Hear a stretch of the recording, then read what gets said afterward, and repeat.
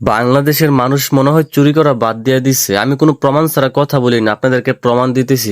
আগে দেখেন তো এখন কয়টা বাজে, এখন রাত 3টা 14 বাজে। তো ঘটনা হচ্ছে আজকে আর্জেন্টিনা ভার্সেস ইংল্যান্ডের সেমিফাইনাল খেলা শেষে আমরা সবাই মিলে একটু বাজারে আসছিলাম। বাজারে এসে দেখলাম যে একটা দোকানের সামনে একটা না দুইটা না ছয়টা জাতীয় ফুল পইড়া রইছে, কিন্তু কেউ ধরতাছে না। তার জন্যই বলছি যে বাংলাদেশের মানুষ মনে হয় চুরি করা বাদ দিয়ে দিচ্ছে। জাতীয় ফুল পইড়া রইছে রাস্তার মধ্যে, কিন্তু নেওয়ার মতো কোনো মানুষ নাই। রাস্তা দিয়ে অসংখ্য মানুষ যাইতেছে, কিন্তু কেউ এটার দিকে ফিরাও তাকাইতেছে না। জাতীয় ফলের এত অধপতন যে এটা চুরি করে না, এটার নাম জাতীয় ফল দেওয়ার কোনো মানে আছে? আপনারাই বলেন তো। তারপর ভাবলাম যে কাঁঠাল গুলা মনে হয় নষ্ট হয়ে গেছে, তার জন্য কেউ নিতেছে না, কিন্তু না, আমি হাতে নিয়ে দেখলাম যে কাঁঠাল গুলা ভালোই আছে। আমার মতে এই কাঁঠাল রে জাতীয় ফুল উপাধি দেওয়া ঠিক হয় নাই, কারণ জাতীয় ফুল যদি এটা আসলেই হইতো, এটা রাস্তাঘাটে পড়ে থাকতো না। জাতীয় ফলের দিকে সবার আকর্ষণ থাকবে বেশি, সেই ফলটা খাওয়ার জন্য সবাই আগ্রহ দেখাবে। কিন্তু কাঁঠাল, এই জাতীয় ফল কাঁঠাল যদি চুরি করে বাড়িতে লয়ে যায়, এমনও হইতে পারে চুরের বউ রাতে দারুর বাড়ি খাইতে পারে।